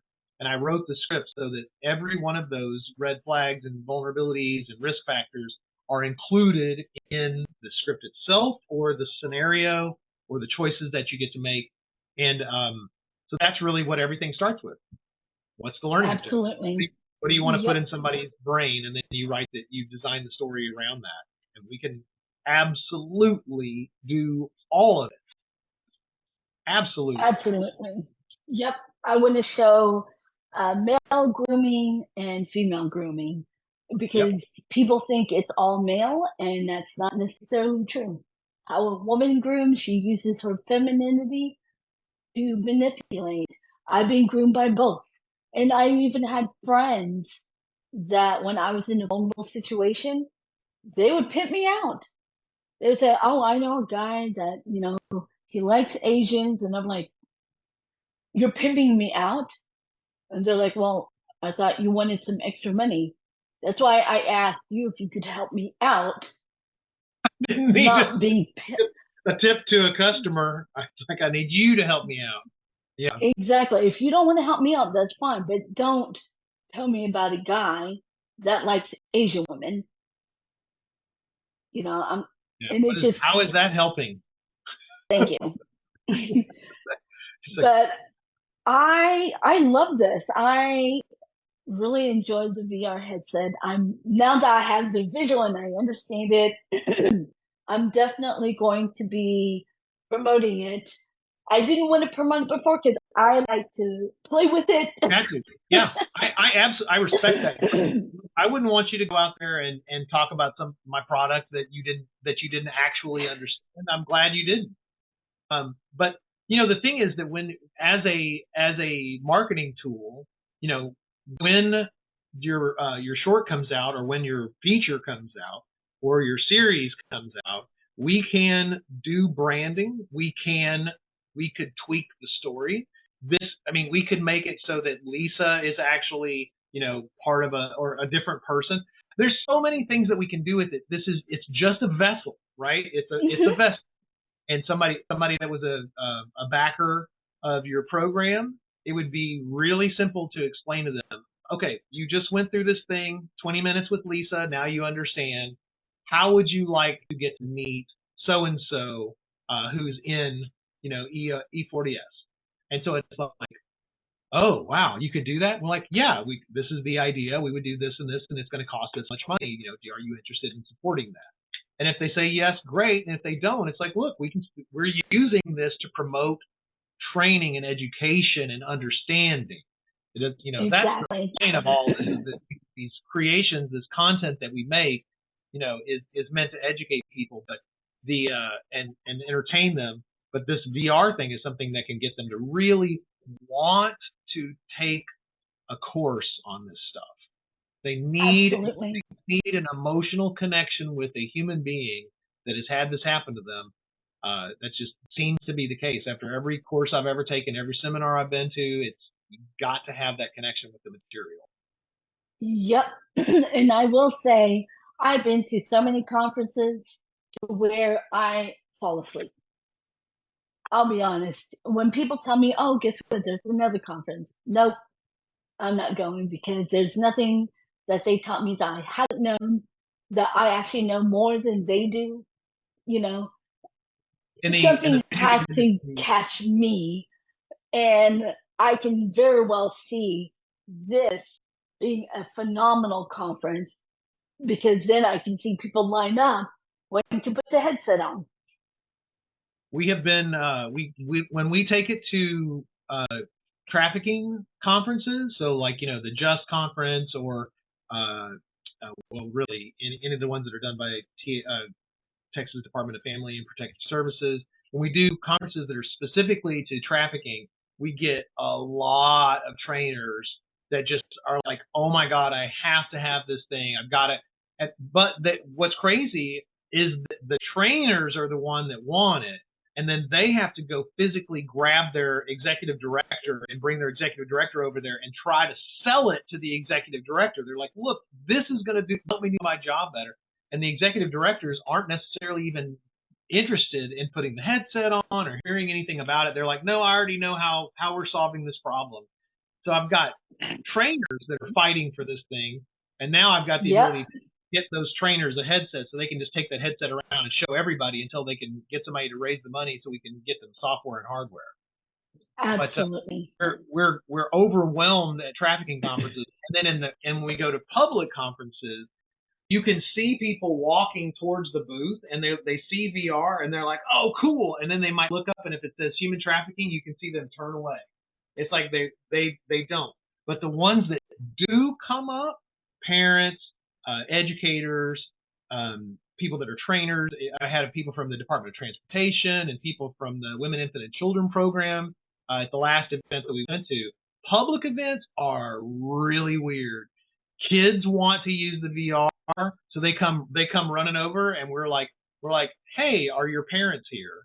And they have to get their parents, and we talk to the parents about it, and half the parents are okay with it, and the other half are like wary. No. And we explain, here's a video. But yeah, there's some of them that are like not interested, not going to do anything. But the people that it makes a connection with, it changes their lives, because they've never had this kind of connection to the material before. And that's what they need, and we have to bring it to them and make it come to life in a way that gives them an emotional connection to the material. And you, absolutely, as a filmmaker, you probably noticed a lot of the tricks that we were doing inside of there to generate emotion. So like when you go to Lisa's condo, the door is shut, she can't leave, it's raining outside, the music is subdued. There's a place where if you stand next to the television, you can hear people in the other room that are yelling at each other and fighting. And so it's like I'm trying to create this emotional tension. And when you go to her kids' room, right? So you're like, she's like, oh, this is where I was a kid. It's like the music is lighter, it's more, it's more major, has a little minor theme in there every so often, and it's bright outside. It's daytime, lots of very bright colors. So it's like, and then you go back and it's like it's later and it's darker and it's raining outside and the music is depressing. And the whole point is I'm trying to put you in an emotional journey. So it's like, things are really tough right now. It used to be, I had freedom as a child, but I blew it because I ran off and got tricked by this guy. And you come back and we're trying to build this thing so people can have a connection. And so we're hitting on everything. And then at the end, where it's time to leave, the thing is over with, this guy's pounding on you, texting and texting and texting and texting. And it's like, it's supposed to make you feel, oh my gosh, I got to hurry up. I'm in control. This guy's in control of me. And if it did that, then maybe we have a chance to reach people, right? Absolutely. I love that you added the teddy bear, because when I explained to people in my earlier years of dating after trafficking, men would buy me teddy bears and I would behead them. And they were like, what the hell happened? You know, they didn't understand. I didn't realize it was a trigger until I got older. And Wow. then it explained, because and these men would get mad at me. They're like, you need to learn to appreciate, you need to learn. And it would compound my trigger even more. It would make me say, no, I don't have to appreciate anything you gave me. I don't have to appreciate, because to me, I saw that as transactional. I didn't see that as something endearing, because I always felt like, if you care about me, quit buying me cliche. Yes. Find out what I like. I never once said I like teddy bears. I never once said I like flowers. I like poetry. I like journal books. I like colored pens. If you care about me, research, because I would do the same for you. If I know you're a craftsman guy, then I'm going to go to Lowe's and look for craftsman stuff. You know, it's that simple. And so I love that you added that teddy bear. I felt that familiarity when I was watching the VR. I also, the condo, what it made me feel is very adult-like. It didn't feel childish. You know, it made me feel like I got to dress up. I got to put makeup on. I got to be an adult, not a child, not a youth, not a kid. You know, it didn't feel happy. And, you know, a lot of the men that bought me, they had nice, luxurious homes. So my girlfriends get shocked when they ask me, they're like, oh, when you make your millions off your movie, are you going to buy a mansion? I'm like, no. And they're like, oh, I don't like marble floors. It reminds me of how many times I got slammed on there and being raped. I don't like houses where I am lost and I don't know how to get out. I'm going to have a panic attack. You know, I like little cozy homes. You know, that's just me. I've never been a luxury type of person. And I'm actually grateful for that. And I'm not saying it's wrong to want luxury things, but for me, those were triggers. Well, you know, it's just another example of how people, money does not make you a normal, regular, healthy person. You know, it doesn't. Absolutely. So, yeah, I mean, and what's going to be important for you is probably something that makes you feel confident that you can last for a long time and not have to be not have to need anybody else for money. It's probably a big thing. That's why I'd rather build wealth than be rich. Those are two different things, because I want to make sure my son is okay if something happens to me. But I don't want to give him that money. I want him to work hard for his own. But in case we have another pandemic, I don't want him relying on the government. No offense. But, you know, I want him to learn how to build his own wealth as well and not have to rely, because one of the biggest traps on any type of extortion, trafficking, abusive relationship is when someone holds what you owe above your head. Like, I bought you dinner. You owe me something. I did something nice to you. You owe me something. You said a second ago that it was transactional. You said things felt transactional. Yep. That's not genuine, you know? That isn't. You know, that isn't. And so whenever people borrow money, they're like, can I borrow something? Keep it. I don't like the word borrow. If I gave it to you, it's yours. I don't expect a payback. So let me ask you a question. So now that you've gone through the VR and you feel confident that it's good and you would put your name on it, and you can obviously see Yes. that we can make changes and do new things in the future. So we're being asked to go to real life conferences. So we have a conference in Portland that we want to go to. It's a video game expo, retro video game expo. We've been invited to the Pinball Expo in Chicago. Then in Austin, we're doing a school event called Hope Fest, and it's where one high school is basically putting together lots of community services so that all the families can come there and help their kids get shots and glasses and their teeth dealt with and all that stuff. And so we've been involved with Austin Independent School District for a long time. What we're looking for is ways, we're looking for groups that are interested in our VR product so that they will use the product. We want to find somebody that's like, they're motivated to use the product so that we can find a donor to help them get the product.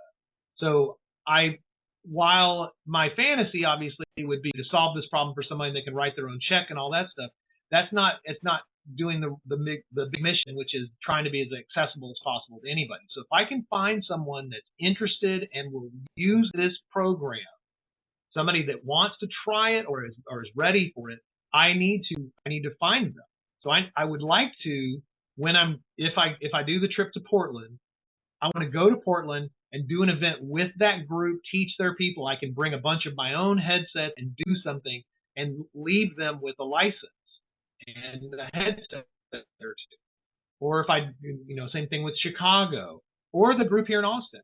Do you know any groups in Portland, Chicago, or Austin, I guess really, or really any, let's be honest, but in those three places in particular that would benefit from using this tool or have the ability to use it? And it doesn't matter if you don't have an answer now or anything, but that's the thought process that I'm looking for. I'm looking for somebody that will actually use it. Who is that person? And it usually takes like a very special champion to even get a person to show up at their school with a PowerPoint. I mean, it takes a lot of work, and I tons of evidence to support that. So if you happen to know anybody that is interested, let us know. We will find a donor. We will find a way to make it happen. But I just need to find a person that's really interested in this. And being what is it people keep saying? You're the best kept secret in human trafficking prevention education. I'm like, I don't want to be a secret. I want to be a secret. I want everybody to have access to this. I'm not trying to keep it away from anybody. I'm doing everything I can to make it available for free. I'm doing everything I can to get it to people for free, while still keeping my life. Exactly. So I need help finding those champions. So if you I know two, but they're not in those locations. I know two, but they're not in those locations. One of them is actually out in San Antonio, and the other one's in Florida. I told them about the VR. They're excited. They want to learn. But I can definitely ask around to my friends that I know in Chicago and also in Portland.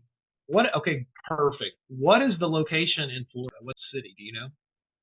I just know they are an hour north of Miami, but I do have her number and her website, so I'll send that to you. That's perfect because I have a licensee. I have two licensees in Florida. One is a guy named Andreas, and he runs a soccer team called Pitufos Angels, which is Smurfs Angels. And the idea is that what he does is when they do a match, he raises awareness of human trafficking. So he has a license in the VR. He has two headsets, and this guy takes them everywhere. He's at the grocery store, and he sends me a picture. Look, I got somebody trying it. So he's so motivated. And then we have Selah Freedom, which is a group out of Florida, and they have a survivor, Hilda Areola, and she actually goes out and she implements this in schools. And so we're super. So it's possible that your friends might be close enough to one of those different groups, and we can just get them together. And they can ask them what they think instead of hearing me talk about it, right? Perfect. So I'd love to try to connect. And my goal is to get this in everywhere that I possibly can get it. So, San Antonio, awesome. Florida, awesome. Those other places are they have extra additional value associated with them, because if I'm going to the Portland Video Game Expo and they are in Portland, they will get me. I can come to their location and I can train people with all the extra headsets that I'm bringing along with me, and they can get an extra benefit out of that license or that license plan. You know, so that's the rationale for thinking about Portland. And I can just send headsets to San Antonio and make that work too. So we're all good. Perfect. Yeah. Yes, I'm definitely going to advertise this on the homepage of e40s.net, and then I'm going to take picture of the headset and the ear thing. I'm going to once I take the pictures, then I'm going to put Reef Cares at the bottom and say, hey, who wants to try a headset to educate the public about human trafficking? Click here. And that's why I'm going to also use that video that you said is free. That way they get a little glimpse of what it's like, and that way it'll drive the market to that website. So when you're doing all of that stuff and you're like, I wish I had a blank, you know, you're like, oh, if I only had a blank, just text me. I'm sure I have it. I'm sure I can send it over to you really easily. It's this problem is so complicated, and the technology is so new, and very few people understand anything about grooming. So I've created lots of different materials. And so, I mean, I've got whatever you need, I'm sure, you know, pictures of the unit, pictures of the Appleseed box, you know, videos. And if I don't have it, I can make it. So just ask. And I'm here to solve all those problems for you. So when you encounter those problems, let me know. Absolutely. I love it though. I love it. It's for now, it's great. It's a great tool for prevention, because at least we're not throwing everything all at once, but we're giving them the glimpse of the prevention part and let them understand.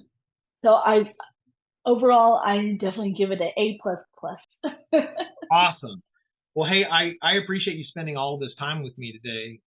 You're welcome. I think I got to go check in on Jackie and get some food in me and all that stuff. But I got a meeting coming up. Chong, thank you so much for being a friend, for being a colleague, for being an activist, and for all of your efforts that you're working on in general, just to make everything better out in the world. And congratulations again on the work that you're doing with Every 40 Seconds, because that is there's a lot of people that have put a lot of love into what you got right there, and I know you're going to shepherd it the best that you know how, and I'm really excited to be part of that. Absolutely. Okay, well let's stay in touch, and I'll talk to you soon. Okay. Bye. Bye. Thank you. All right, we'll talk soon. Okay.